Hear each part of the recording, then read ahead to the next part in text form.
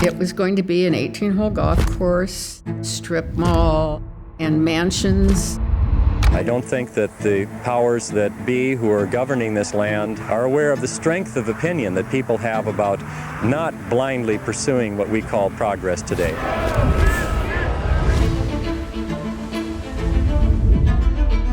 We went in one generation from an ocean that was pretty rich to an ocean that was like pretty empty. There's a full court press to try and smash the environmental community.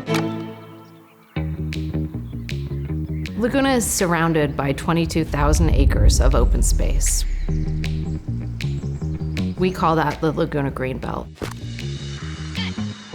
The Greenbelt movement started famously with James Dilley. Jim Dilley had a bookstore downtown. He was a character. Jim Dilley, back in the 60s, went on a trip to England and was inspired by the drives that he would make from village to village with these beautiful green belts in between them. And he came home back to Laguna and thought to himself, I want to start a green belt here. People just want to develop things. It's something that's natural. I think people want to make money and they want to make a profit. Back in the 80s, the Irvine Company put forth its first proposal to develop Laguna Canyon. The Irvine Company's job is to develop. They are some of the better developers that we've had in Southern California. I grew up in North Laguna, and a lot of that was ultimately going to be slated for development, which we've seen all across Orange County. I just think they looked at this juicy morsel, which they owned, and said, this is next, this is next, this is next. Profit is just too delicious for some people to say no to. But with this phase, what we wanted to do was to create a piece of art that would be not within the studio confines or the gallery confines, but would be out in the environment, which is, after all, what we were concerned with. Mark Chamberlain was an artivist. Passionate environmental advocate. He and his partner came up with this idea to do the tell.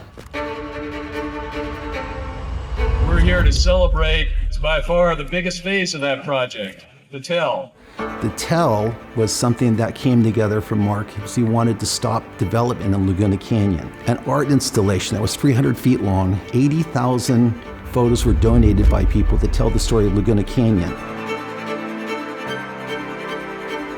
The idea of using art to make a difference in our society came from his vision for these projects.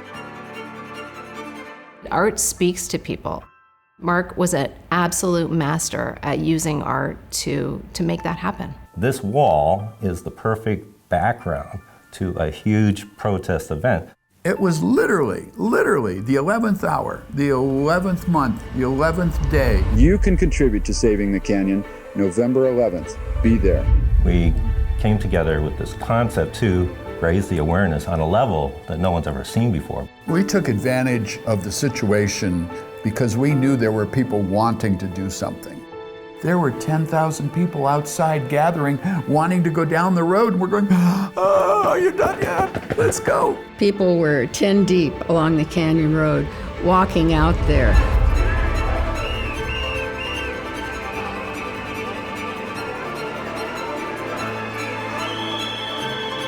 The point of the whole day is to let people know that we are not in agreement with the proposed development, and we would like to save the canyon. It was a catalyst. It worked. We saved the canyon. We as a community have worked hard, and it shows, but it's not done. You're never done protecting the environment.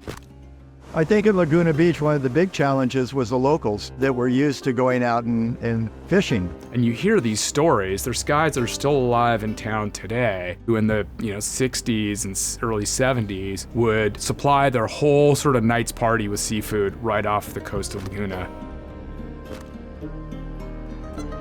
I grew up fishing and spear fishing, and I'd go out with my buddies and we'd try to catch fish off the coast in Laguna. We just couldn't catch any. So we went back and asked the older lifeguards, like, what's going on? Why can't we catch any fish? What are we doing wrong? And the answer was, it's fished out. They would kill a fish, bring it in and eat it. Or they'd take an abalone, bring it in and eat it. Doing that for 50 years, it kind of took out most of the fish and all of the abalone. A law was passed called the Marine Life Protection Act.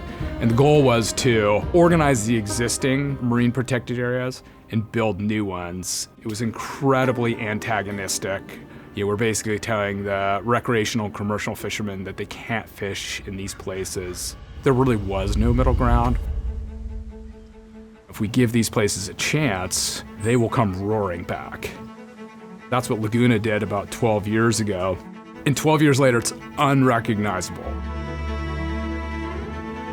Since Laguna had a greenbelt for the last 80 years, when it came an opportunity to protect the ocean, we thought, well, maybe a blue belt. And we sort of attribute the label to James Dilley. I think the greenbelt and blue belt speak to our core spirit. Whether it was the green space or the blue belt, that was all driven by local activism. If you go back all the way to the early days of the plein air painters, people in this community have been using art as a way to represent and protect our environment. When you're around something that's so spectacular as our greenbelt, hills and mountains and trails, and then you go into the ocean and you see what's underwater, what's invisible, you can't help but want to protect it. I think sometimes it's easy for people to think, well, we saved the canyon, right? We saved the coast. We've got marine protected areas. We don't need to worry about it anymore. The coast has never been saved. The coast is always being saved. We're never done with the work that we're doing. We always need to be working to protect the things that we love.